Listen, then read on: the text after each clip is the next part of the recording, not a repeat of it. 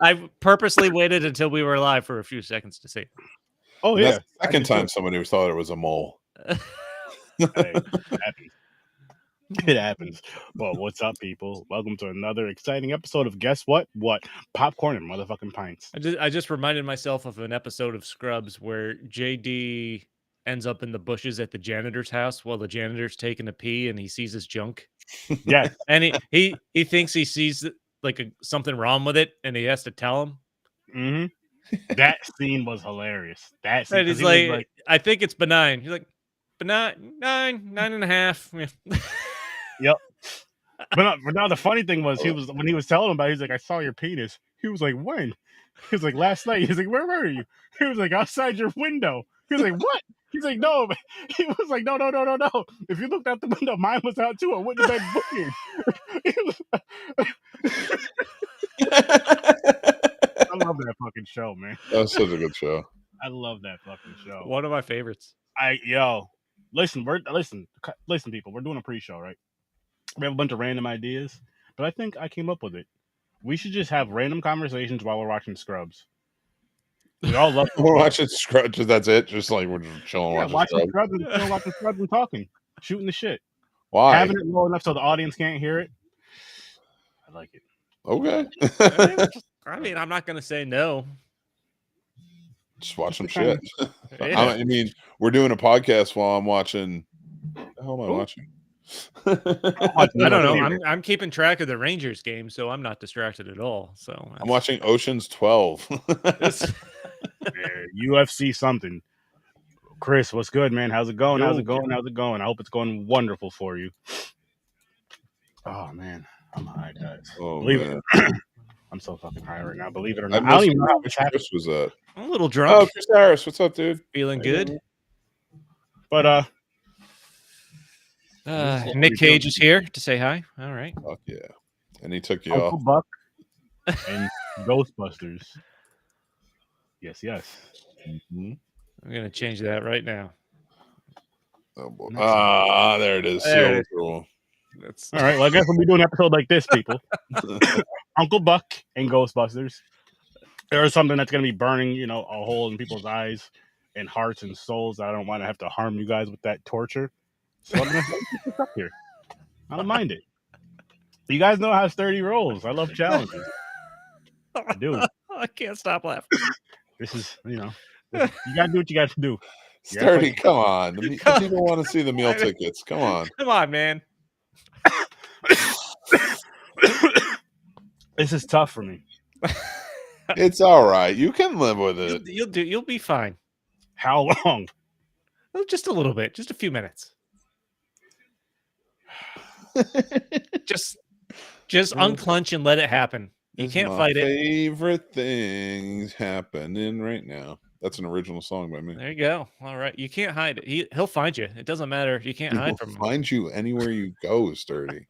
Yes, he is. I'll say is. Just because he's gone doesn't mean he's not still a legend. John Candy was a fucking legend. Yes. 1,000% one of my favorite human beings to ever exist. Mm-hmm. Hell yeah.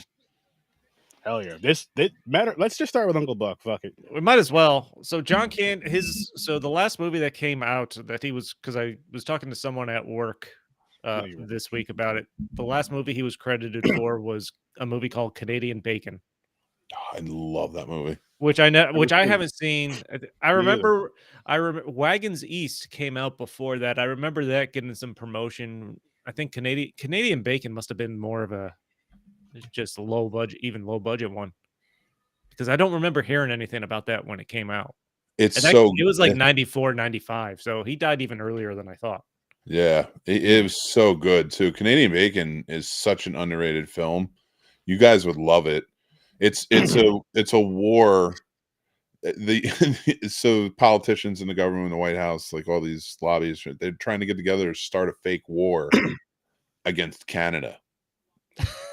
And the Canadians at the border who work there think it's real, and they're getting ready. And it's led by John Candy, Rhea Perlman. Like, there's a bunch of great faces in there. Alan Alda plays like the sleazy politician doing it. It's a great movie. I gotta watch that then. Well, we were talking about John I Candy. guess I'm we like, got to review it. I guess we gotta He review it. died filming Wagons East, but Canadian Bacon did come out after yeah. after Wagons. Does anybody remember his cartoon, Camp Candy? Camp Candy. I know I watched it as a kid. I don't remember it. I just know I watched it. I was very fortunate. Jason from 3 Geeks Podcast had me on to help him out with an interview with Jen Candy, his daughter. Really? Yeah, he's friends with her and her brother Chris. And I was able, because I love John Candy, so being able to talk and find out stories and stuff. And she's all of it, everything she says just solidifies how awesome he seems. He seemed like he would have been such an awesome, genuine, nice person. Yeah. Hey, Jason, by the way, real quick, buddy, send one of them candies on over to Popcorn and Pints for the interview. We'll behave. We'll behave. I've seen this before. There we go. Like, seeing this picture, I remember this shit. Vaguely, but I remember this shit. Yeah, I know I saw it. I just don't remember anything that happened in it. So how are you guys doing? Oh, doing good, man. Doing good. Nice. Yeah, loving it. Yes. A little Uncle Buck action. I was really excited about this one. I don't even remember why I really pushed for us to get the 80s wheel back on there. You did. And this was one of my choices. What's on the 80s wheel? You should always. I don't know how you're not doing the 80s wheel all the time. That's what I fucking say. There's so much gold. There is. Well, because we'd like to do so many different damn wheels. We love the wheel spinning. Yeah, you guys do. But I mean, we're like gerbils. Yeah, but I feel like, and honestly, this 80s wheel is kind of scarce. So, yeah. Well, we put less movies on this one. This time, it feels like we need to put more on there. I'm just saying. Seems like you need to do Roadhouse. We did Roadhouse. I forgot we did, but we did. You need to do Roadhouse again. We need to do Point Break. I think I put on there that we need to do because I've never actually watched Point Break.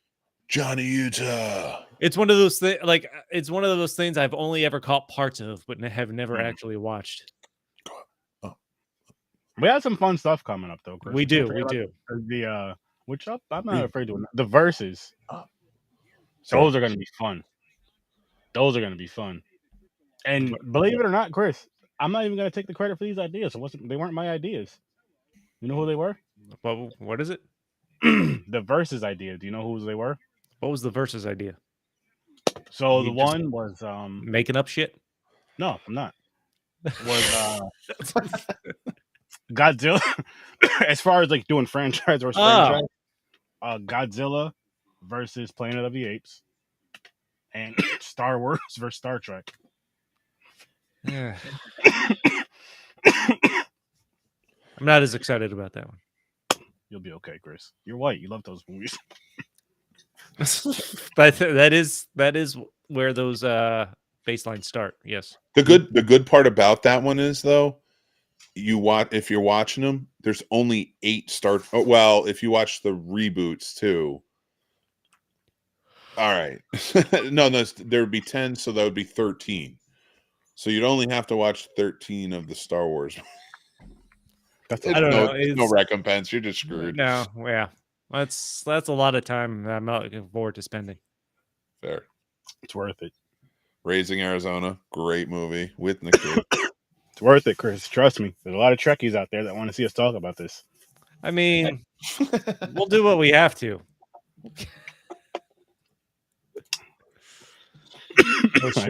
I was sure I was going backstage there, but you're dressed like you are about to walk your way to the WWE ring. So I don't know. In 1996. Yeah. Maybe I am hanging out with The Rock. In 1996. Were you The Rock's Kevin Hart in 1996? I could have been.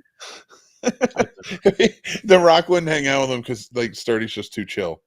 He needed somebody who's more eccentric and go around. Yeah. You can't be short and chill. You got to be short and eccentric. You got to play the role. That's your role, though. I'm too calm for all that shit. And I'm taller than Kevin Hart, so that's the other thing. Most people are. So Yeah, that's true. should we talk Uncle Buck? Uncle motherfucking Buck. Yes, we should. Uncle We Buck. should. Now, I want to ask you both this, and I know the answer to this. Well, one of them. When is the first time you've seen this movie? Chris, I'm starting with you.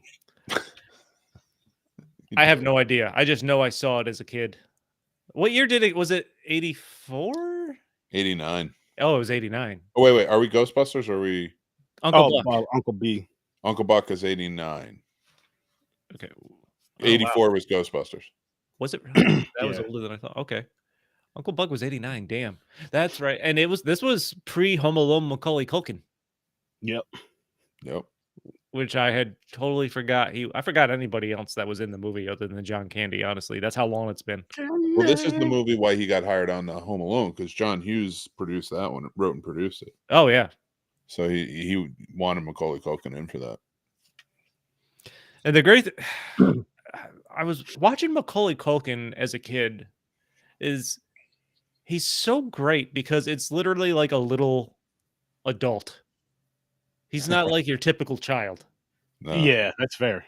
He is a really good fucking actor. Like Even in this. And are we doing early ratings? I don't know. I don't remember when I watched it the first time, but I watched it for this as a kid. I watched it this week and I'm like, this is just fucking fun to watch. This was more of a setup to embarrass me, Chris. It's not an embarrassment because there's plenty of movies. Like I've seen this as a kid too, but there's plenty of movies that I haven't seen that I've never seen until adulthood. I'm only surprised because I'm supposed to see it all, man. No, that's the scene snob is the name. It's a thing. It's a thing to get you guys in there. Come on, guys, use your brains. I have seen every John Candy movie that exists now. Boom. You're welcome. See? Ooh. I had never seen Uncle Buck. And really? So it was funny. I was talking to Sturdy about it earlier, and I revealed that to him. And I never really revealed that to anybody because I feel like people are going to shame you if you didn't see Uncle Buck. It feels like a classic. So I never said it, but I was just like, kind of whatever, it is what it is. I'll get around to it. I just don't. And I told Sturdy, I was like, John Candy to me was like a father figure, and I loved him in all his roles. And in this, I always felt like he came off sleazy in the trailer. And I was like, I didn't want to watch him that way. And then I watched this movie. And so when I saw you guys were doing this like 2 weeks ago, I was like, can I please be on? I was like, this is my opportunity to watch the movie. So thank you for that, guys, first of all. Secondly, I watched it, and this might be my favorite John Hughes movie. Wow. And that's, Ferris Bueller, 16 Candles, Breakfast Club, all those amazing films. And now I think this might be my favorite of the John Hughes. Maybe I saw the trailer as a kid. I certainly did. He come off sleazy in the trailer? Like kind of like slovenly, like they didn't want him there. He's a problem, I could see that. I feel like the movie poster kind of portrays that a little to the extreme side too. Actually, the whole family, like they're trying to keep him out of the house. That's really not the case if you're watching the movie. Yeah. And I think that's what it did to me was like I got that idea of it, and then watching this, I was like right off the bat. Yeah, he's kind of a wheeler dealer type. Maybe throws up a few cons every once in a while, but nothing major. Like he's not this big crazy rule breaker. Yeah. So, but I also got the, like, as soon as his brother called, like, it felt awkward, but he was like ready to go. He's like, I'll be there. Yeah, no problem. If you're cool with this, I'll be there. Yeah, he took the responsibility of watching after those kids serious. Yeah, he did. It's the best of his ability. And kids he didn't even know. So he hadn't seen them in how many years? His brother's been living in that new house in how many years? He hadn't met the two youngest. That's true. The oldest one, that girl's a bitch throughout the entire movie. Well, I did, but I really like that because by the end, I do appreciate where she's at. Like hugging her mother. Oh yeah, that's coming. But I'm like, it wore on me a little bit as the movie went on. I'm like, all right, I got it. You know what I wish definitely happened in this movie now is like the tension between the mother and Uncle Buck Like, I wish they gave kind of a better reason. Like you were saying earlier, Mick, with me and you were talking. Like, I wish they kind of gave a better reason and then gave some sort of resolution or something at the end. Like, wow, you didn't burn my house down. You took great care of my kids, and my daughter's actually talking to me now. Like, wow. Yeah. There was That's nothing. true. Yeah, that's true. There's no resolution because she was clearly the one that had the biggest problem with him. Well, Yeah. and that's the thing that's set up because they set something up in the beginning with the daughter. Because remember, she's like, why we had to leave. And Mhm. she's like, I love my father. And it's like, but it was like alluding to something like we had to get away from something, but that she loves her father. And then it was like never touched on again. Yeah. And then, but then it kind of shifted to Buck and like her problem with Buck and having the picture folded. Yep. And he's kind of heartbroken by that. And it's like, what is going on? Like, it's very weird. Like, I kind of understand why Buck should hate you. I'm kind of getting the idea that maybe the daughter should too. What did you do? It was just very awkward and Who weird. did what, and like how far did they take it? Like, what happened? Yeah. What the fuck happened? But I guess we could dive into ratings. Yeah. Oh, you know what? I'm going 9. Okay.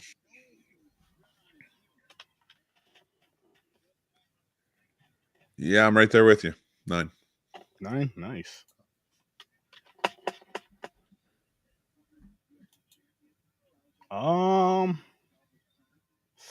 Damn, it's hard not to give it a 9 though. It's really hard not to. It's such a good feeling, good movie, fun movie. And what I enjoyed about it, like I'm the opposite of Chris. Me and Mick were joking about this earlier. Like the girl with the bitchy attitude, like it's annoying, but it's so realistic.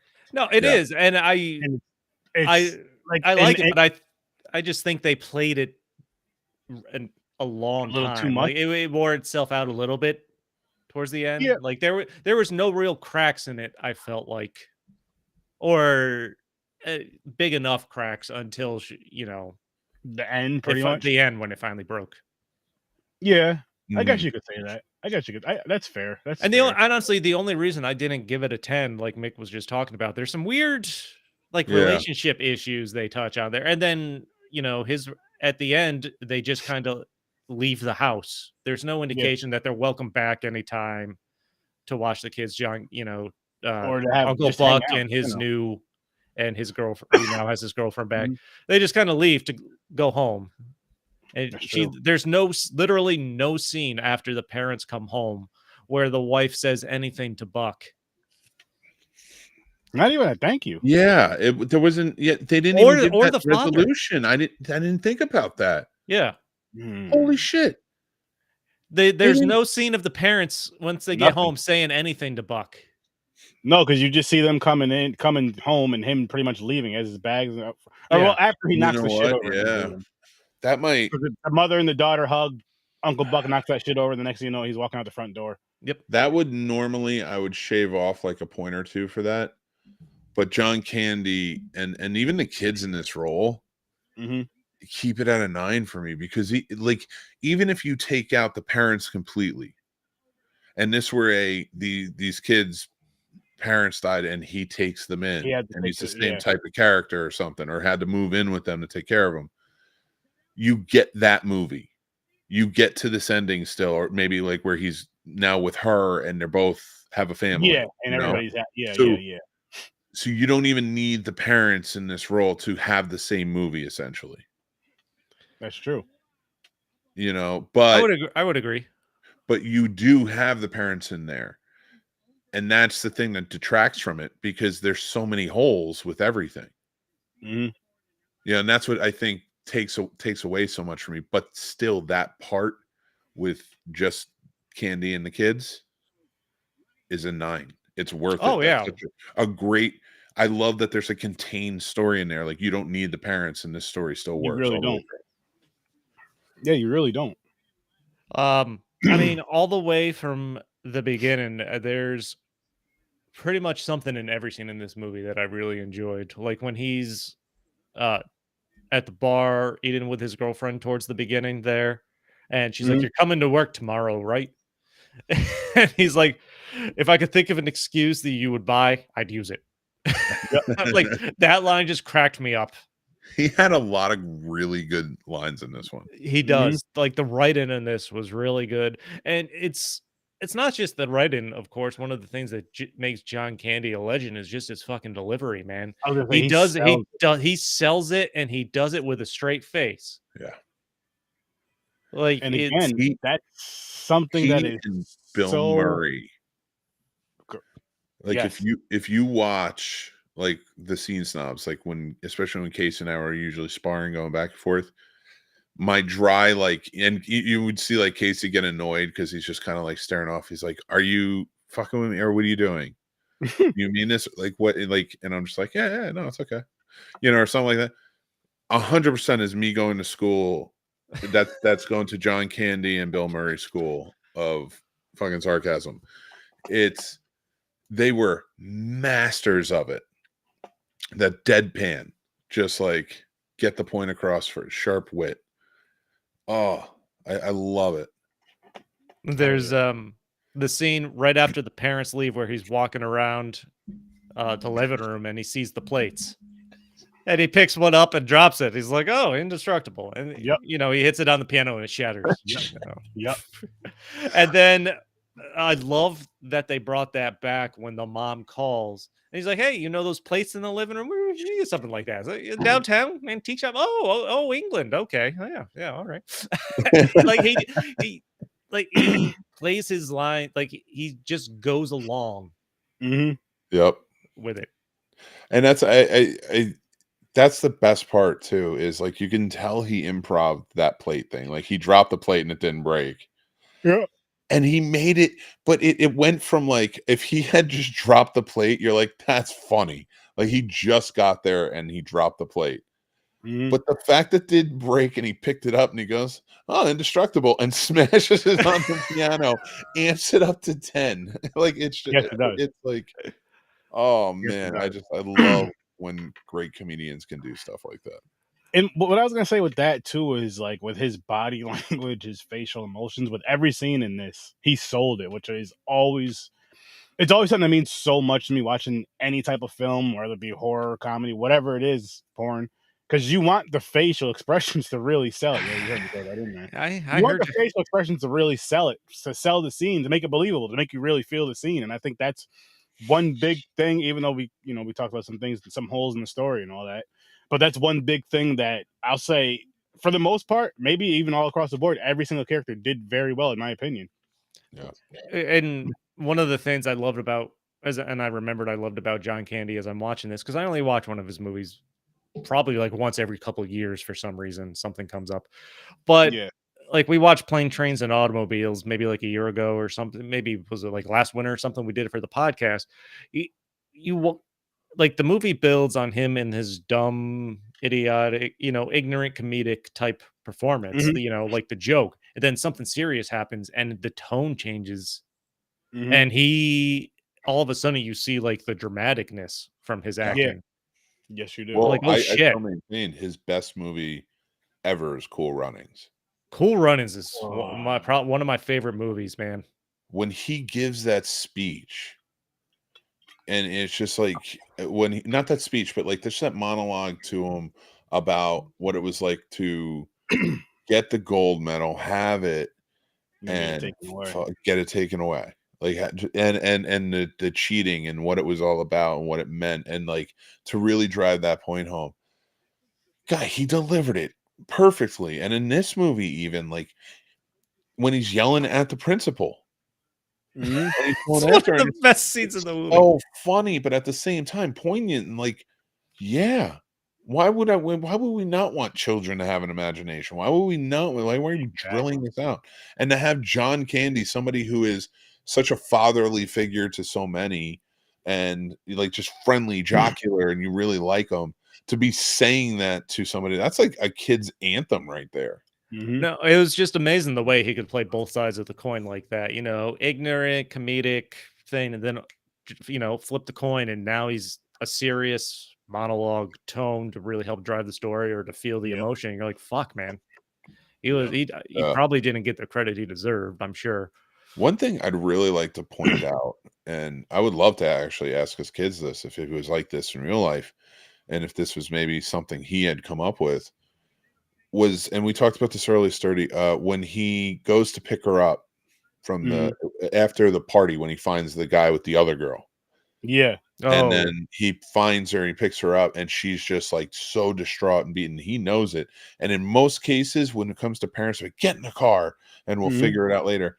But he came at it from such a soft place where he's just like, I just want to make sure you get home safe. Yeah. I don't want to talk about it. I don't want you, and like, I don't want you to feel embarrassed about it. Let's get in the car, go home safe. And the whole ride home, he's not even like talking about it. He's like, I could really use your help with my problem. What do you think? And like, it just incorporates her, makes her forget about the night, like talks. It was such a beautiful scene that you don't normally see in movies. And it stands out to me how he handles it. And it actually made me question more the parent side of it, that whole storyline. Because I'm like, why do you hate this guy? Like, I understand but it wasn't a drastic change from the beginning to end. He just kind of made the deal that, like, I can deal with kids. I kind of want kids now. I want to get married. I want to do this. I'm not that guy anymore. It wasn't like he's a piece of shit too. Greatest guy of all time. So to say that, like, for a guy who can do this for your kids throughout the week without hesitation, to fold his picture in the photo album, that's a terrible storyline. Like, you didn't flesh that out. Yeah, because they're trying to get across the point at the beginning that he's a screw up or something like that, or a loser. But they portray that a little bit, but they don't delve too deep into that. There's nothing like over the top like this guy. Yeah, they don't even make him like a total hazard or anything like that. They don't even make him like an alcoholic or a drug, nothing. Like, to the point where, like, I get why you wouldn't call this motherfucker first to watch your kids, because all he's doing is drinking and jerking off. But it wasn't even that. Hand in hand. Yeah. Like, he was just hand on cock. Like, the first moment you see him, and he's like in a nice outfit on a date with a really awesome woman. Granted, the next time you see him, like, he's all waking up and he's like in a terrible apartment, but hey, listen, in his defense, that was 2:00 in the morning. He still answered the phone, was still there for his brother. That's true. That's a lot. That's a mature motherfucker, if you ask me. I don't care how he lives, he was there for you. You couldn't get one of the Indianapolis from Chicago. There you go. And not even I'm gonna get to go back to bed, we're gonna handle it. Just be here and just leave in the morning. Leave at like 8:00. No, come now. Okay. Yeah. One of the scenes I really enjoyed, even though it was short, is after he gets there and he's watching the kids. He's the breakfast scene where he's sitting at the table with Macaulay Culkin, and he's just rattling off questions, totally straight faced. I'm like, this is such a great fucking scene between a kid and John Candy. And the fact that, like, he even skips, he's like they can even. It felt so natural. Of like, go ahead, ask him any questions. Yep. He's like, you got a girlfriend? Yeah. Why aren't you married? Long story. Why such and such? Another long story. You got a lot of nose hair. Thank you for noticing. You ask a lot of questions. It's my job. I'm a kid. Something. It was like something. Great delivery. Yeah. Oh, I loved it. That was a great scene. So real, because you see, there is times you see like your niece or nephew just go to one of your family members or friends. They just start acting like, let me get him. I'm sorry. Like, no, it's fine. Like, all right, they can have your business all over the house now because you said it's fine. Yeah, Mary, Uncle Mick's the one that's been eating all the cookies and giving them to Sir Sturdy. Mick, you keep blaming the kids. But that was a good. And then the scene where I love the continuing joke where after the main scene where he can't get the washer to work and he's yelling at it, and the neighbor comes walking in. I gotta take even deeper for me. I love that entire subtext storyline of the washer and dryer not working. Even when he's like putting things in the microwave and he's got the fan blows and the blow dryer on. Like, I'm like, this dude engineered a whole system of doing laundry because he can't figure out the washer. And there's literally new parts to it throughout the whole second half of the movie, and it's fantastic. Yeah. Like, that's awesome writing. Yeah. It's attention to detail, which I've said this before on shows, like where they do those little things in a movie, and you make something a lot smaller, a lot more inconspicuous than this, but they'll come back to it one way or another, and it's like, oh shit, that actually did mean something. And with this, it wasn't just one little scene. It was like, okay, let's go back to it, but it was done funnier. And funnier. I wrote down the line that really cracked me up when he was trying to get the washer to work. I'm going to shove my load into you whether you like it or not. Yeah. I can't wait to say it to my wife. Her face, Lori Metcalf in that scene, and to walk in and listening to this, that because she's like, "Where's the mom?" And there's just a guy saying this in the washroom. Like, she did that so well. She didn't have to say a word, and every facial expression was just like on point. That's a testament to Lori Metcalf's comedy. That was fucking good. The giant pancake. My son asked me to make that while I was watching this. I guarantee if you show this movie to any kid, that's probably one of the first things they're going to come away wanting to do. Giant It's a giant pancake. Yes. He flips with the snow shovel. Yes. yes. Like that was awesome. What's funny about that scene is I feel like I'll put it to you like this. If it was just Mick and his sons at home for like a weekend, and he figured out how to do this, and his wife wasn't there for this whole week, he's going to try that stupid shit. Listen, don't tell your mother anything. Well, there's a way to do it. It wouldn't be that big, because like that would be wildly out of control for me, because I couldn't evenly cook it. It can be done. Probably not at most people's house, because they don't have the size of equipment you would need, I would think. That scene was just so hilarious, though. I loved it. I loved it. That was good. Did you mention the clown, Mick? That clown scene. Oh my god, that hits right. That was so funny. The drunk clown that just got off of like an all-night bachelorette party. Yep. Talking about like if you want dick jokes or something, like I'm your guy.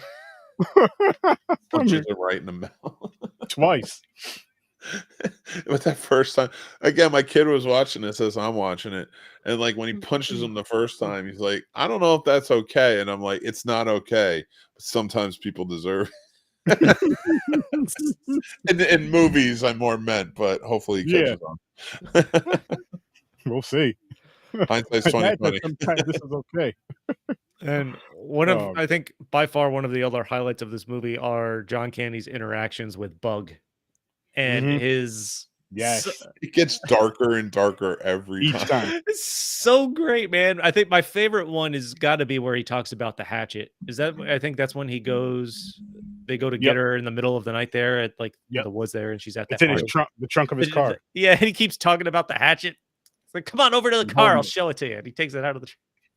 Yep. Dude, and the progression of that joke to start like to just say, "Yeah, I'm so good with this," and then bring in the hatchet and be like, "I can cut the dick off a gnat." Wait, your name's a Bug, gnat? right? A bug? Yep. Gnat? Hold on, let me go get it for you. And then they take that straw and they go down there and like, "Here it is. You want to see it? Come on." Yes. It's just perfect comedic delivery. Yes. Oh, it just hits at every level.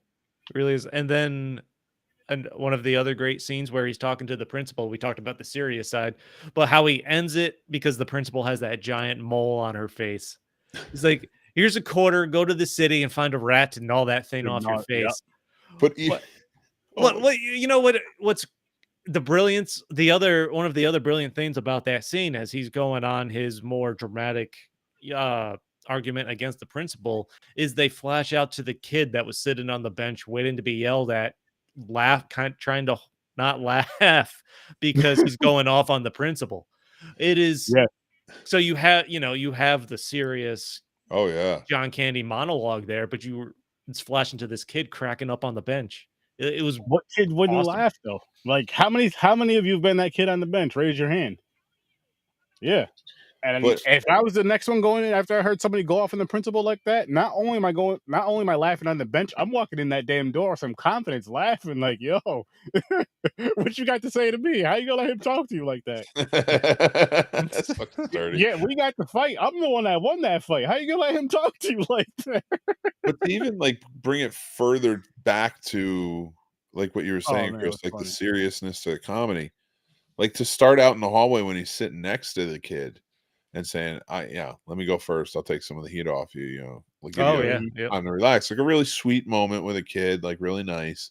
Then to step inside and it's the mole jokes the whole time. Yeah. Hey, I'm Buck. I'm what? Like the whole thing, how he introduces himself, then to go into the dramatic monologue. Yes. And then to walk out by making it funny again. Like it's so timed so well. Like I can't get over how well the jokes in this movie land. I agree. Everything was perfect with that plot hole shit. And then of course, Bug in the trunk at the end. Yes. And the daughter with the drill, and she's laughing. Yep. I loved it. I love that. And he takes out the golf clubs and hits them with the golf balls. That was good. What a good way to like really go back to that. All that shit. I'm like, yes. So simple, so easy. And even the brief scene where he has to call up Shanice, that's what the girlfriend's name was, to come watch the kids. Because the seriousness of him getting in the car because he was going to take them to the track and then fighting the urge not to because he knows he has to go find the daughter. The girl, that was really good. And then begging Shanice to come watch them. It's like, I know it's over. That's fine. I just need to go find this kid. Yep. But then she shows up and Macaulay Culkin is at the door looking through the mail slot. He's like, Home Alone. And he asked for her license or proof of identification. Home Alone. There's Home Alone vibes there because a little foreshadowing. They just use it a little, even that was good. And all the writing, the delivery in this was great. Again, the only reason I'm not giving it a 10 are those kind of plot holes. Yeah. And the acting was really good in this. Like we've said, I can't say enough about that. And I'll even go more so with the kids acting because there's a lot of times we watch a lot of movies and the kids acting, they're kids, so it's not always the greatest. Better than what I can do, but that's not saying anything. Yeah, the little girl was adorable. Yeah, Macaulay Culkin was kind of what I expected. Great. Well, I mean, he's fucking 45 years old acting, but I know 6 in that movie or however the fuck old he was. But he had 45 years of experience since he started acting. He's like a little old man, so he's always awesome. He's always awesome. It's time. It's so good. Yeah, man. I'd recommend this movie to anybody. Certainly. Oh hell yeah! If you've never seen this before, go check it out. Which wheel is this one? This is the wheel of destiny. This is the one that's gonna pick the wheel we pick off of next. I forgot this music with this shit. There's so many layers to this. There is. I forgot how much time we spent. It's like a layered cake. Talking about this before we set it up. Yeah. Right. Well, what's this one? Disney. Oh, all right. I'm not as excited. Oh, Beauty and Beast is on there. I don't remember if it is or not. Beauty and Beast sucks. Nick? I hate that movie. That's a lie. Which one? The live action one? Both. Oh, that's so stupid. Hey, don't forget to turn your clocks back tonight. Oh, fuck. That's most people. I assume that's a standard response when people hear that. Yeah, fuck. Oh, well, I got nothing to do tomorrow until my wife gets home. You're saying that like it's going to take you all day to do that. I'm not sure how to interpret that. I have no idea. Oh, we got to talk about Ghostbusters. We will right after this. Mulan is the first This is a great fucking movie. I don't know if I ever saw it. It's so good. It's a beautiful movie. And the music is really good. And Eddie Murphy plays the dragon. Oh, that's right. That I remember. I don't think I've seen that. Oh. If it picks those Maleficents, I'll skip that because that's 2 movies. Oh, you're picking for next week? Yeah. Yeah. If it's picked this Maleficent movie, I'm going to skip it because that's 2 movies. The Jungle Book. Which one? Live action one? I can't tell by that poster.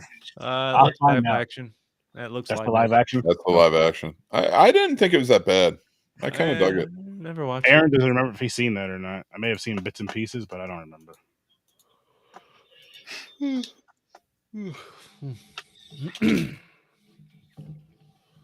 I don't want to watch those, so I'm not going to come next week.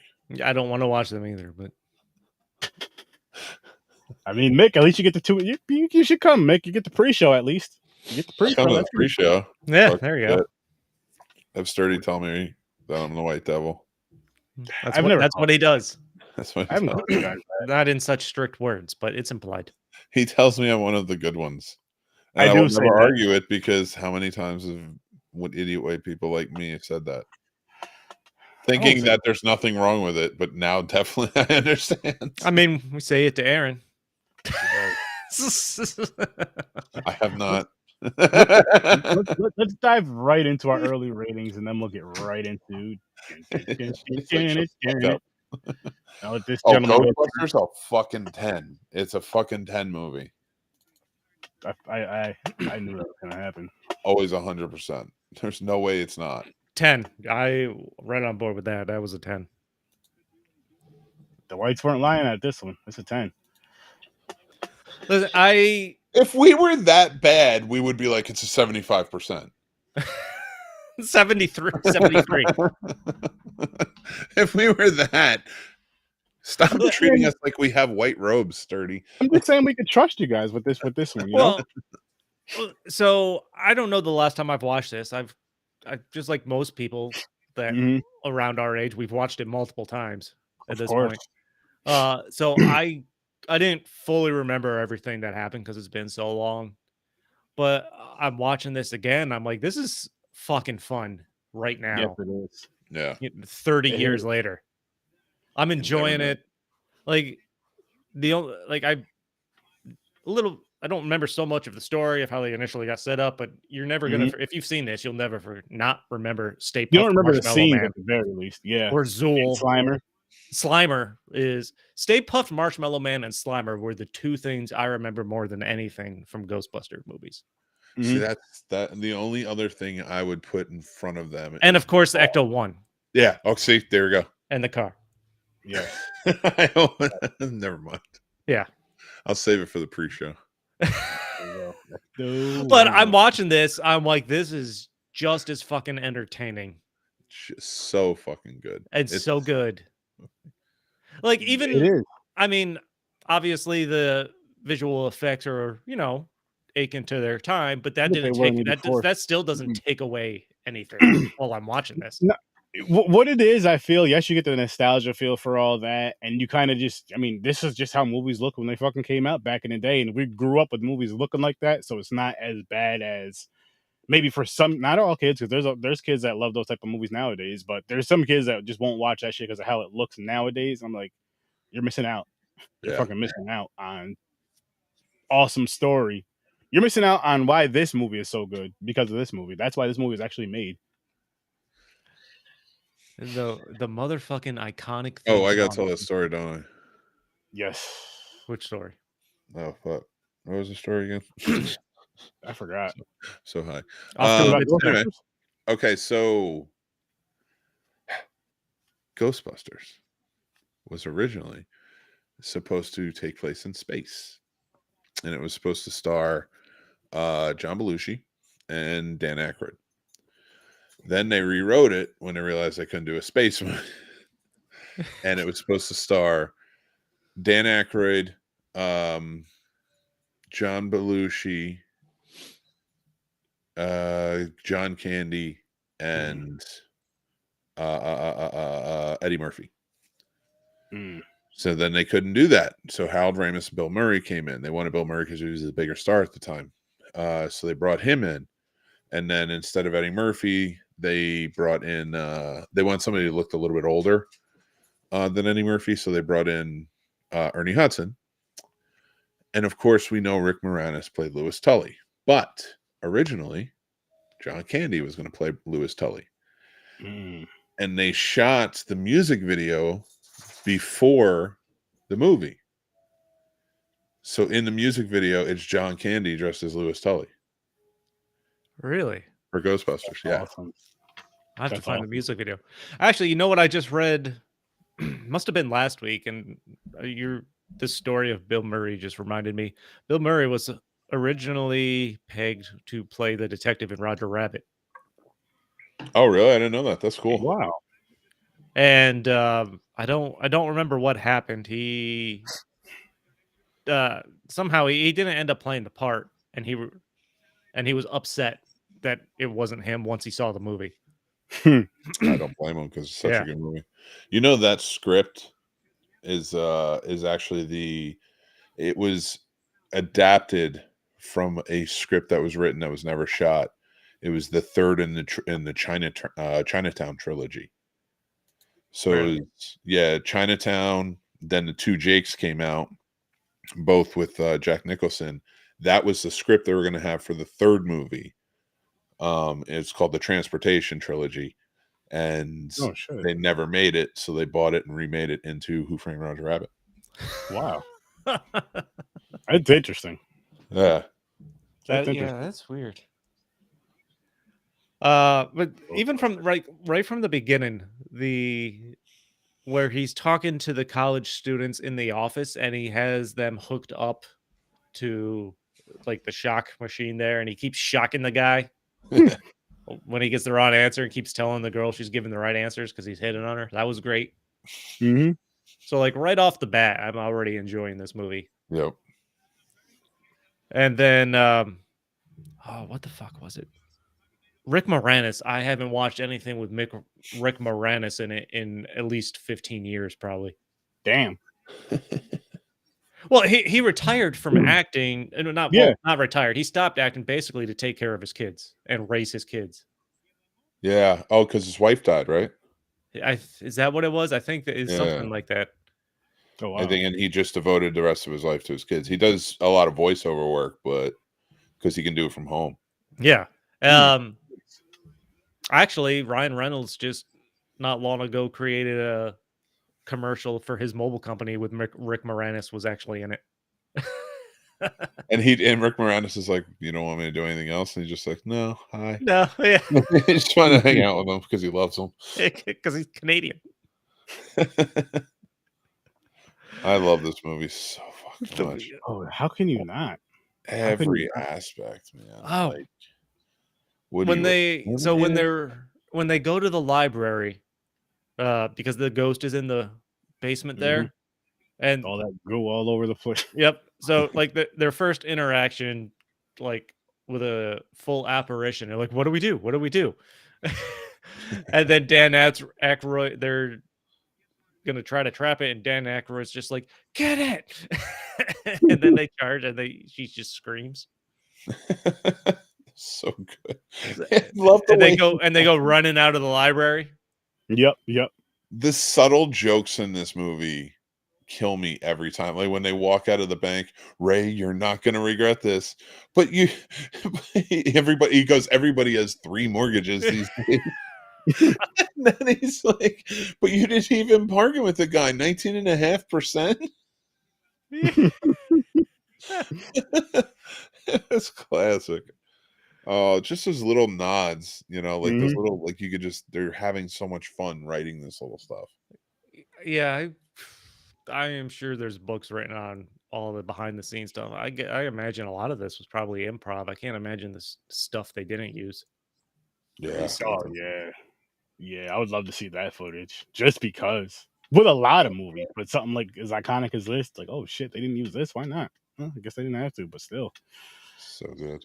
But Rick Moranis was great. Yeah, Zool.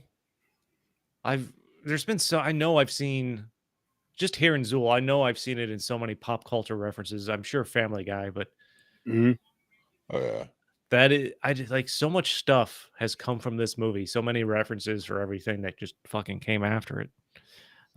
And that fucking car, man. The Ecto 1. Oh my gosh. I told these guys on my show not too long ago, that's my number 1 bucket list thing. I want to, with me and 3 of my friends, drive around in the Ecto 1 around New York City. I mean, we wouldn't drive like they did, but because you just can't, but I would do my best to try. Let's take this one to Brooklyn. Sounds like a good time to me. When they get called to, so after they start the Ghostbusters and they get called to the hotel and they're asked to come discreetly, like, yeah, we'll be discreet. And the car just comes wailing. It's just so fucking loud. Every little thing, like when they're sitting there and they're trying to figure out how much, and like Egon is like, and he's like, that'll be 4,000, but we're running a special and that's going to be another 1,000. Like they're just like batters boxing to each other somehow, like, you know, with the signs. Oh, the chemistry is just the chemistry among the actors make this movie. Oh yeah, fuck yeah, oh good. I need to take some of the petty cash. We should probably pamper our new client. And they're like, it's like, I should probably take her to dinner to keep her interested. Yeah. It's like, this generous feast is the last of the petty cash.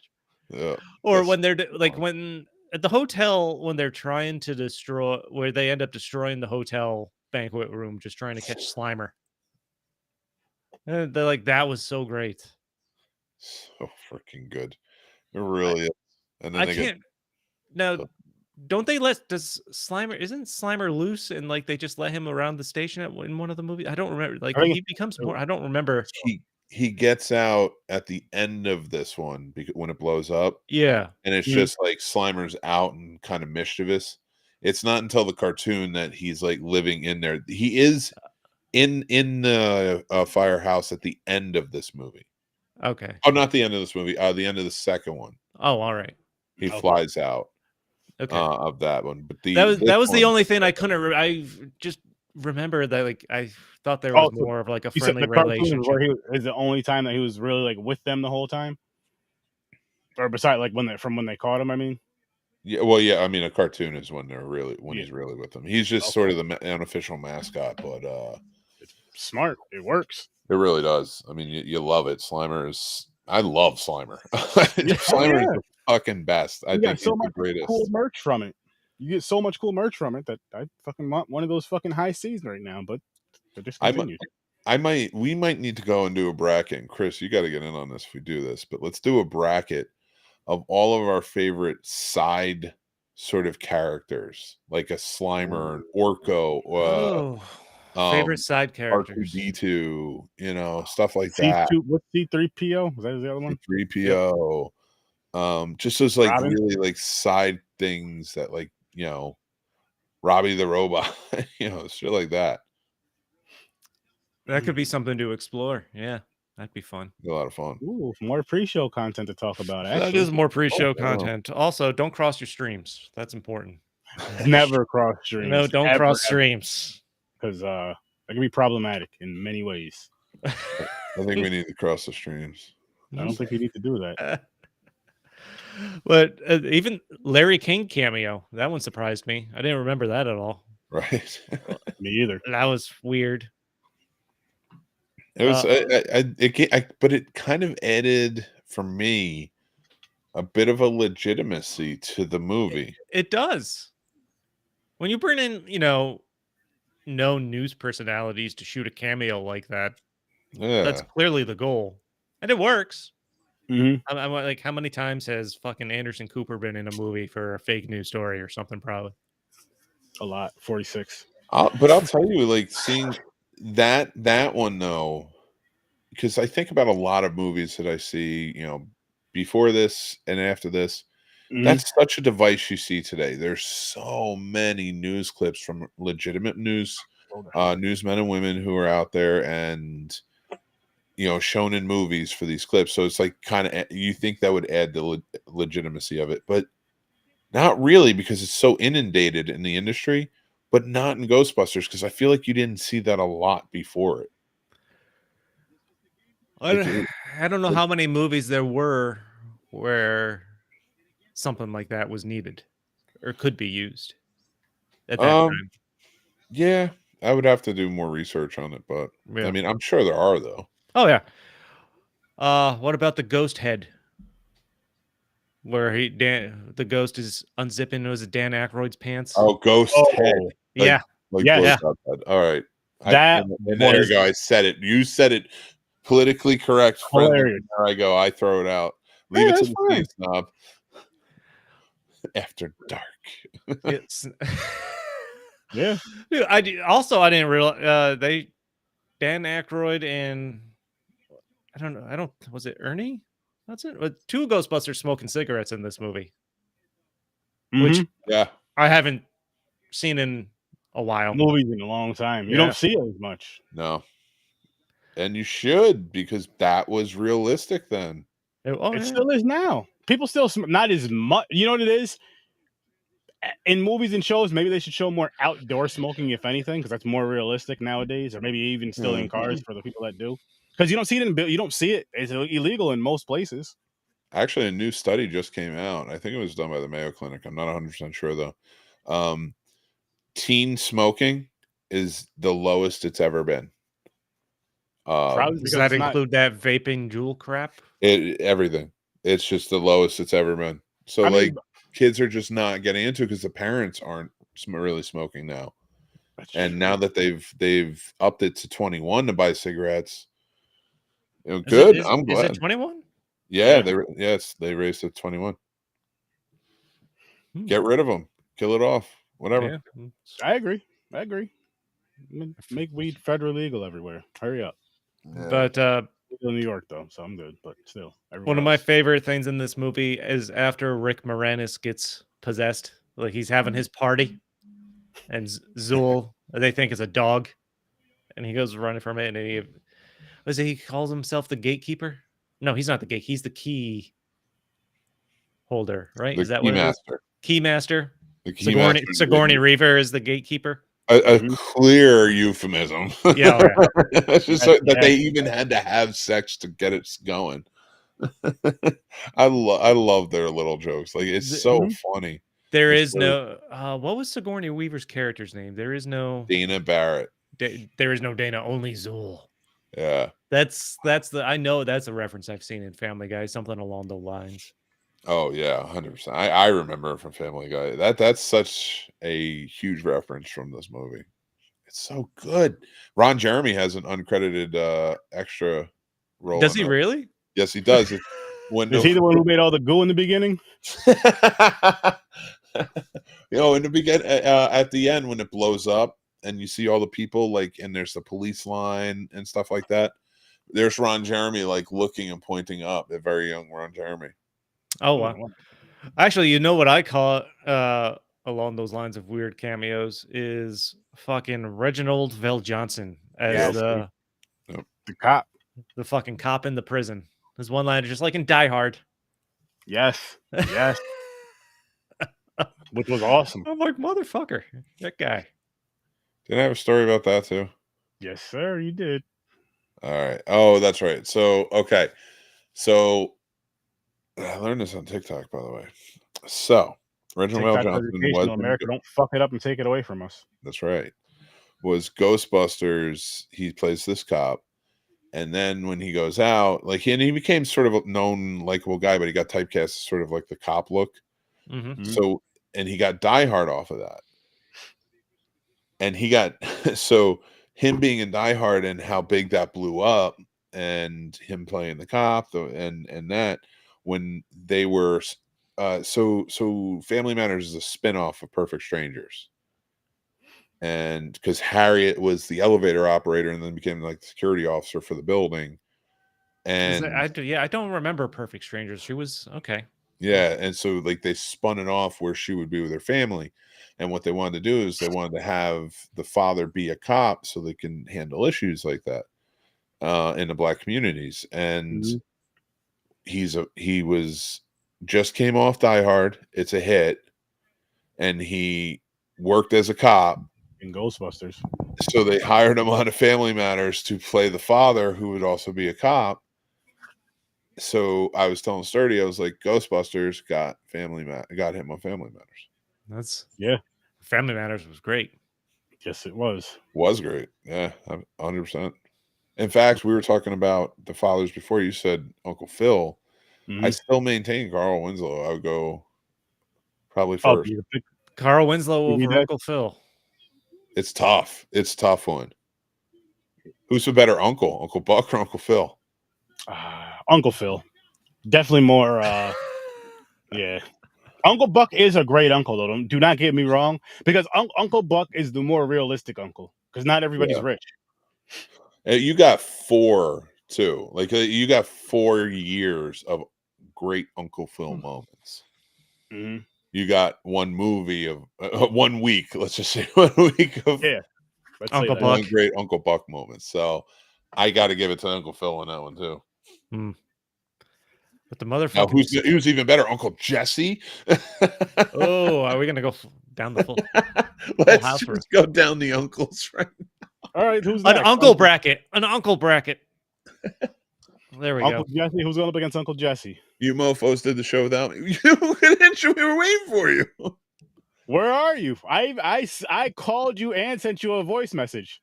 Yeah, dude, we're waiting on you. I've been waiting for you all day. Fucking, you fell asleep on us. Get in here. Off doing. Is that Puerto Rican, Chris? Yeah, he's doing Puerto Rican. Too many Puerto Rican things. Off doing Puerto Rican things. See this? See, look at him. Yeah, because you streamed for like 97 hours straight. Just woke up. Look at this. I was out cold. Oh, one. The motherfucking Stay Puffed Marshmallow Man. Mm-hmm. Isn't that Mexican? It could be Puerto Rican though. Spanish. Yeah, I guess so. San Juan, Puerto Rico, right? Yeah, it's all the same. I don't think it's all the same. But I don't know if it's right or wrong to say that. I can't figure it out. I'm so troubled by this. Oh man, I can't wait for the free show next week. It's gonna be so fucking fun. You guys fuck with me so much. It's hard to be an ally.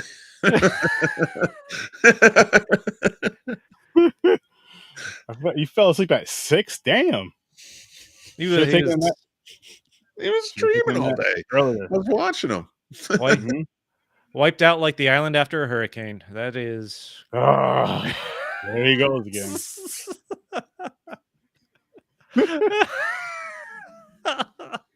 Why can't it ever be like a Russian island or something? You know, like something like that, right?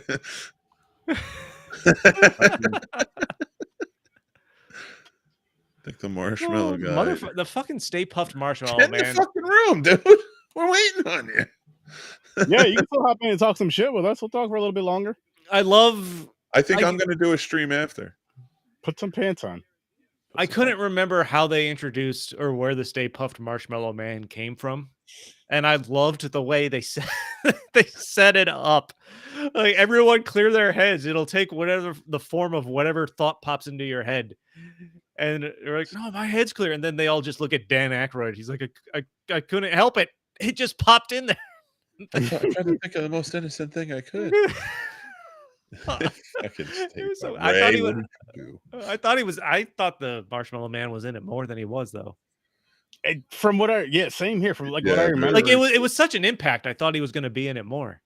Yeah, my favorite. I love this fucking movie so much, and all of them too. Because the second one's pales in comparison to this one, but I still enjoy it. It's still a really fun movie. Mm-hmm. And I would hard argue, fuck the 2016 one. Don't even bring that shit up. But like, is that the girl one? Yeah, I don't want to call it the girl one because like then you blame it like it was only. But it kind of.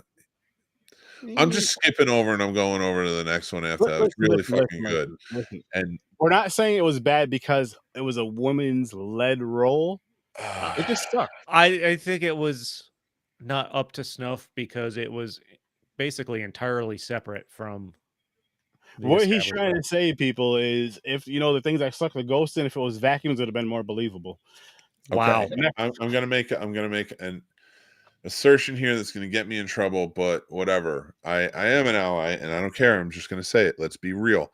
Ghostbusters 2016 was ruined not because it starred women. I was perfectly fine with. I don't give a shit.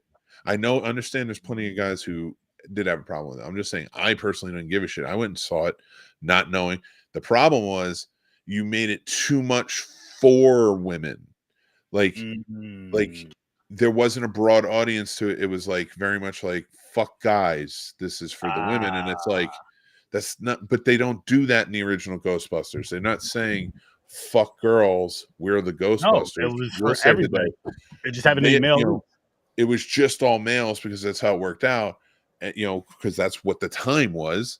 And then it just go from there. It's like it inspired girls to play Ghostbusters as much as boys. Mhm. And I feel like that's what I love about this newest one, Afterlife, is that there were girls, there were boys, there was all around, and everybody was just like, it inspires you, but it's based off of what came first. Like you were saying, Chris, like it's based off of like not you, Puerto Rican Chris, white Chris. It was based off of, that's what they told me to say. That's a clip. That's a clip. Not you, Puerto Rican Chris, white Chris. Shut up. Tickle your belly. I tickle your belly. Right. But you That see what I'm was- saying? Like it's like Yeah. that's why they ruined it, is because they said, okay, the Because marketing there's a for this Puerto is going Rican to in be it? great. That's They're going to fucked up. make it primarily Yeah. about women and fuck guys and so much stuff. Wasn't fun. But when you made Afterlife, it was, and everybody's in. I haven't seen Afterlife. That's something I need to Afterlife watch. was good. I enjoyed it. It I didn't made see that me either. feel the same way when I watched this one for the first time. Ooh. I'm definitely gonna check it out now, because watching this, I had so much fun watching this again that I'm like, I need to fucking watch the sequels again and then watch Yeah. Afterlife to see. Yeah. To In And my next one is mind- coming out. In my mind, when I watched Afterlife, it was like I was watching Luigi's Mansion as a movie. That's how I felt watching it. The trailer for the next one's coming out. Have they already finished filming it and everything? I believe they finished filming it, yes, before the strikes. Oh wow. It takes place in New York City. It's called Ghostbusters Frozen Empire. Ooh. Oh, okay. That's what I saw something on TikTok about. So like, I don't know much more about it than that. Great. Like, And I think that all I had heard was it was going to be in New York. I think that's the extent of what I heard. and right now there's some they're thinking there's some okay, so in New York City, if you go, there's a picture and it has green ooze coming up from the sewer, Yeah. Mhm. and it's a marketing device for the new Ghostbusters. People are saying they're fucked up because it's like makes everybody think of Teenage Mutant Ninja Turtles, but it is for the new Ghostbusters. So I'm guessing that's what they're getting ready to prep to release the trailer. Little ectoplasm everywhere. Yeah. The ooze. That's cool, I guess. But Then like I said, I'm not fucking with no mutant rats. I'm good. There was one closing line in the movie, and that cracked me up. I don't know which of the Ghostbusters said it, but it must have been after the final battle. There, he's like, I feel like the floor of a taxi cab. It was like a throwaway line because they felt so dirty and stuff from the Ghost. But I'm like, that fucking Yeah. that was a great No, line. I get that. The joke is people used to jerk off in the back of the taxi. Yeah, he's covered in marshmallow. Oh, I thought you were saying that it was. Oh, all right. Yeah. Sorry, Chris. You were right there with me. I'm super high, so don't blame me. If I was not, I probably would have been like, "Yeah, dude, you fucking got it. That was funny." I don't know. That sounds condescending, and I'm really trying not. I'm trying to draw back so I don't sound condescending. Fuck, Hi Mick is condescending, and I don't like him. High Mick. Hi, Mick. It's part of being high. Looking down on everyone. What do you guys talk Uncle Buck already? Yep. Yeah. Cool. That was the one I didn't watch. You were passed out. Have you ever seen Uncle more Buck white before, though? people? No. I don't think so. Oh, you missed a good. I think that you guys were telling me I need to watch this one for It's like a minute. it's a great movie, man. Dude, it was my first watch ever of it. Really? Did you Yeah, rub and it in? I love it. It's my favorite John Hughes movie now. I think you like it, dude. You will. It was great. Nice. And it's in English. He's gonna watch that shit and be like, "This shit sucked worse than Weed Wolf."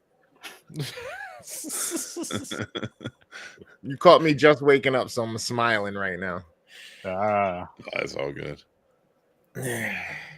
Dude. Fuck Weed Wolf. There you go. Well, not even. I'm probably smiling because I've been smoking again. There you go. That too. There it is. I got the permagrin. It's like fuck Weed Wolf. This isn't the face I'm trying to make right now, guys. It just won't move.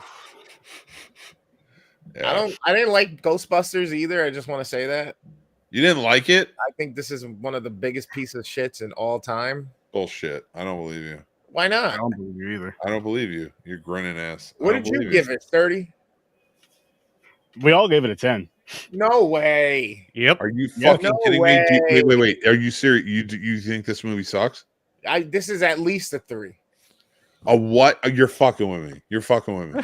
Yes, you are. I knew you were fucking with me. I was like, come Uncle on, Buck- dude. That's so offensive. Uncle Buck and the original Ghostbusters were kind of wrapping up, unlike what we all do here. But I'm just getting in it. So I'm coming through for the late innings, the OT, the extra innings. You know what I'm saying? Sloppy seconds. I am the sloppy seconds. Chris is the guy in the back of the cab. he is from the city, so He's the end of the train. wow. I started off and ended. I can do The that. caboose. Oh no. I loved Nope. Human Centipede. Hey, did you wake Cliff up yet? No. Is Cliff awake yet? No, but never mind. I sent that rebuttal and I was like, oh man, this is not good. This is not gonna go well. This is not gonna go well. What was 9. Bucks rating because I loved it. You know, We gave it was nines all around. Yeah, Except for 9s Puerto all Rican around. Chris. you gave it 9. A fucking Uncle Buck a 9, and you gave Ghostbusters a 10. What the fuck is wrong with you people? You're lying. I don't believe Who you. the fuck watched You these? probably movies? What have did a you proton watch? pack Did you sitting watch right next to Avengers you Endgame? right You now. just said you didn't watch Uncle Buck, so Did I you already watch know. fucking, I don't know, Toy Story 16? What the fuck did you watch? Get the fuck out of here. I don't fucking believe you right now. Bro. I don't believe that you don't like this movie. I believe that you are fucking with me. Ghostbusters a 10? 10s all Come around. on. From all Yes. 3 of you crackers? Fucking 10, dude. It's 10? 100% a 10. I Some included movies you don't. up there, Sturdy. You lost your card. No, the You're fuck bad. I You didn't. lost the card. What are you talking about? There's no loss of card. You're fucking bullshitting. There was them I'm getting now. heated. I know what the he's not problem right. is. I know what the problem is because the brown guy wasn't Puerto Rican, Chris. That's not my fault. We tried to wake you up, dude. We tried. Like we didn't avoid you. We were waiting. We wanted you to be there. I called you. This is the same movie with the big ass plant that eats people and sings. You gave a fucking 10 No, that's Little That's Shop what of it's about. Horrors. with the little dude with the glasses, right? That's Little Shop of Horrors. We're talking about Ghostbusters. And you gave it a 10? We gave Ghostbusters a 10. No. Yes. See, What are you talking about? There's no plant in Ghostbusters. there's not. There's a Marshmallow Man. There's Slimer. Ron Jeremy. Yeah. All of those things are true. Those are all factual statements about Ghostbusters. Maybe that's the plant you're talking about. Is Ron Jeremy? Dude, it's Fucking the next Reginald 12 Vale hours Johnson's streaming there. I don't know. Yeah, that's I true. was fighting Everybody's today in this and fucking she tried movie, eating me, dude. so I smoked Carl Larry Winslow in King. this movie as well. What, a Fucking- 10? Uncle Yeah. Buck a 10, Mikey? I have faith in you, Mikey. These fuckers? No. You A didn't even 10, watch Mikey? it. You didn't even watch it. Wow. Yeah, Thanks you for didn't coming, watch it. Mikey. God. I just I gotta might be say ha- I thank think you. We I'm having a heart appreciate your attack. input here. Mike, by the time, do me a huge favor though, bro. Go over on the YouTube channel on Popcorn and Pints. Please give that a like, and of course, over on Horror with Our Story, as well as the Scene Snobs and Worst Damn Gamer Ever, and Stories from a Bar. All the links are in the description. I may have forgotten to add the Scene Snobs, but Give me Go a ahead. 10. Not this No one's giving atrocity you a 10. marshmallow No one's- puff walking bullshit. You ain't getting a 10. There's no 10s for you. You're not What allowed was the to have rating on any your 10s. nap earlier that caused you to miss the show? That was like a 12. Okay, that shit was nice. It was a little wet in between. You know what I mean? Wow. It was just perfect. You're fucking with me, dude. I can't even do this right now. I can't even fucking do this right now. You're fucking I with me. dreamed about creaming the marshmallow cream puff guy. There's no fucking way I believe that you don't like this movie. There's So no then why do you fucking keep way getting I don't angry believe. if you don't What is believe with it? you? What are you doing right now?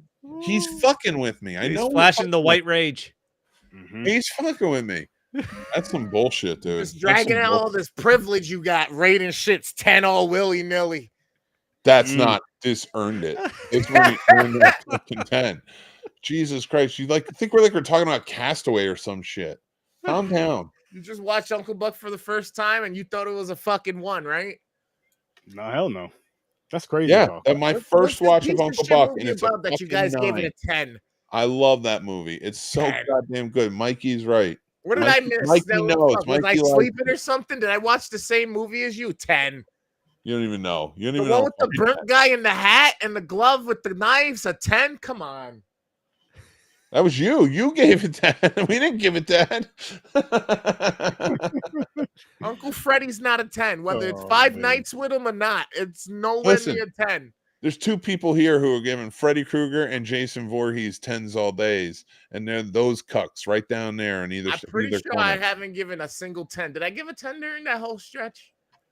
I don't Don't remember. make me out to be a liar. Swear. If you fucking are lying to me, I swear I'm never turning the camera on again, you fucking liar. Hey, that would be on you, not me. I was talking to me. The other me. Oh, he's talking to Cliff. Usually I have this battle internally, but since you guys are here watching, I figured, fuck it. Don't let me down, Cliff. Don't let me down. Take him out. No 10s for Freddy. Nope. Dude. You know what? No, that's a All- lie. I think I gave 1 a 10. I think all I this gave bullshit you're spewing right now. I mean, Cliff it's is gonna better than fucking fucking take Uncle Buck. Let me tell you. All right. He's just antagonizing now. I don't like it. Jurassic Park was way better than fucking Ghostbusters, okay? I will Oh give you yeah, that. no, I would. I'll give you I that. don't know that I'd argue that. He was like, oh, okay, so we can agree. Fucking Uncle Buck 10. What the fuck? I didn't give it a 10. I give it a Ghostbusters. 9. Nobody gave it a 10. Hey, Mikey Jesus. gave it a 10, but that's okay. He can give it a 10 if he wants. Yeah. Mikey doesn't count. You never even seen the movie. Mikey Doesn't counts. You matter. didn't even get here. You got here Mhm. late. Mikey's counts for you. Yep. You didn't thank you watch for it. saving Mikey's me He's, from yeah, counts. Mikey's at dive. least watched it. Yeah. I did Oh, watch You it. put some respect on that damn name. Damn it. All right, whatever, Mikey. You win. Uncle These guys, they don't win. You're cool, though, Mikey. Come follow me. Worst damn gamer ever everywhere. He might be sleeping though, Mikey. You gotta follow popcorn. Then we can talk about Ghostbusters and why it's not a 10. Get my yoga stretches in. Now, I did have a lot of fun with that. I did like the set pieces and the things they do with New York City, like coming apart and all that shit.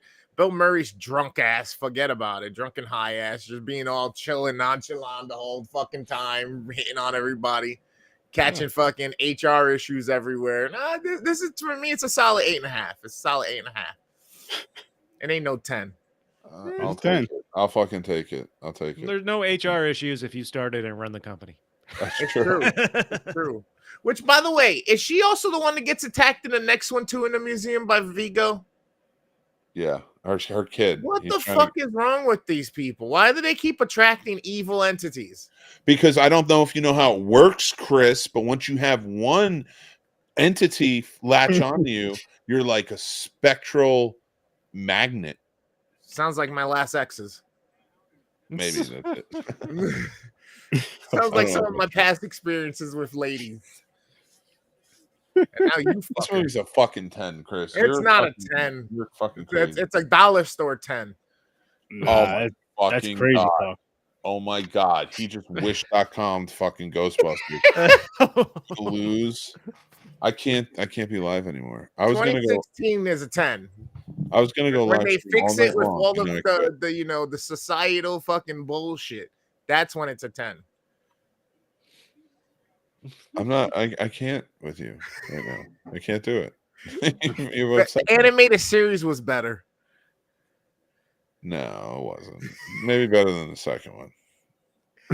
I'm just fucking with you. I'd have to reconvene on this one at a later Okay, date. I have It's to a go back great and watch movie. that. I one. gotta go too. I gotta poop. I just woke up. Remember, there's a lot of pressure built up. Yep. Oh, so you just jump in here, cause some fucking havoc, and then leave? I fucking come in here, I dump words in my face, and then I go and I dump my butt. Yep. He dumps his butt. Popcorn and pints, guys. Worst damn review of 3 or 4 Ghostbusters ever. guys with 1 cup, I guess. Oh no. 4 guys, no cup. No. I don't want to be a part of that. Cheers. I got a cut right here. It's a big one too. Jesus. He's trying to collect a sample. Did he call you El Toxico? El Toxico, I love it. Dude, if that does not become El you're like Toxico. somehow it has El to become Toxico. your like fucking I need me as a cartoon emote holding up a sign that says El Toxico. Can you do me a favor? I don't know if this is bad or not, but can you get like a wrestling mask and just like A do La a Lucha segment where match? El Toxico bitches about something. This is my segment when I go Oh on my rants. God. El Toxico. El Welcome Toxico. to the Or Toxico no. Corner. You know how we have the whole thing going on with the jokes about how you get bullied when you're gaming? That's when you're just toxic as hell when you're gaming. It's El just not Toxico's jokes, playing. though. That's my Yep. life. You're not taking shit from nobody. It's to stand up for yourself. It's to wear a mask. Kind of like the little kid in the movie. What was it? Big Daddy with the sunglasses made him look invisible. That's what Yeah. that's gonna be for Oh, Toxico. yep. Bullies can't see you. Yeah. That's why I had to pull my pants off. I'm like, you can't see me. No one can see No, me you- now. Now I'm invisible. I just got to remember to keep sending it to the right chat. That's all. I'm invisible now. You can't see me. There you go. I heal character. El Toxico. Your heel character. Heel is like a bad guy wrestling. Character. Okay. Yeah. El Toxico is heel character. I mean, if she's wearing leather and she tells me to lick her heel, I'm not saying no. That's not what it means. It means like Oh. heel, bad guy. Oh. Yeah. See, I Bad hopped in guy. a little late. I'm all confused. I don't remember what the show's about. You just jump in, dude. Get a cape, get the mask, the wrestling mask, and just go in as El Toxico sometimes to just be the best damn gamer ever. And just that's like how all you that's do how is talk shit as El Toxico. The whole time, all I'm playing whole is music in the background. And then randomly be like, hey guys, and pause it, run off camera, come back, and just be like, guys, I don't know what happened. What's going on? Did you see it? And then you just make up El Toxico comes in, saves the fucking day and shit. You know, he becomes the best damn gamer. all of a sudden, you hear the fucking sound alert go on of fucking La Cucaracha, and then fucking. Dude, tell me you could charge people and just be like, if you buy this gift or something, El Toxico will come out and play for a little while. Boom. There you go. That's perfect. Jesus Christ, dude. I'm Like so week good at ago. making other people money. And to even kind of sample it on, just do it. And like anytime you go to the bathroom on your stream, come back as El Toxico just for a little bit. Then just go back, grab something to drink, just for a little bit. And I'm like, yo, people, you want more streams of that? You got to, donate or whatever, how that works on Twitch. 1,000 biddies. Let's go. 1,000 biddies. I do taking biddies your for shirt titties, off. I'm You can just take saying. the shirt off. You could have the cape. You could have the Or titties mask. for biddies. Yeah, titties for biddies. There you go. Dude, you gotta do it. And then eventually, like, you're gonna get an El Toxico on your head on the mask. Just get it tattooed right down the side of my face. No, on the mask. Keep it as a On the mask. mask. Have it say El Toxico on the mask. Yep. Got to keep that identity hidden. That's right. Oh, Rey Mysterio shit. over here. Boom. Oh my god, I love it. I love it. I do. Seems like a good way to There's wrap gonna be things up. movies one day. The Legend of El Toxico. Dude, Who's gonna play? on it. Who's gonna play him? Fucking- Danny Trejo. He's gonna too be old. like- He'll be long dead by that point. He's too young. He's too young. The ginger kid from Spy Kids, the first one. Oh shit! Damn. He's gonna play him. He's gonna have the wild mane of the red hair. It's gonna be Shia LaBeouf. Oh my god, Nice he with would the get haircut, his own character for that. He would do it. He'd be all in. Oh my god. You almost need it to be Shia LaBeouf. Nicolas Cage. Yes. No, Mr. Nicolas Cage Radfield has to play. himself. Nicolas Cage has to play sturdy. Really? No, man? hell no. Yep. Thank you. I Chris. will. No, listen. Oh, shit. Even when I'm gone, a state, anything attached to me, Nicolas Cage, sue it. Sue No, it. make Nicolas Cage me, but change it where he looks like the architect from fucking the Matrix, and it's just that's how I talk to everybody, and I'm just like, With and your it's like pen. all in riddles and cryptic riddles, and it's like, who the fuck is this guy? I'm gonna carve his face into your fucking casket at your funeral right before Nice. it's lowered into the ground.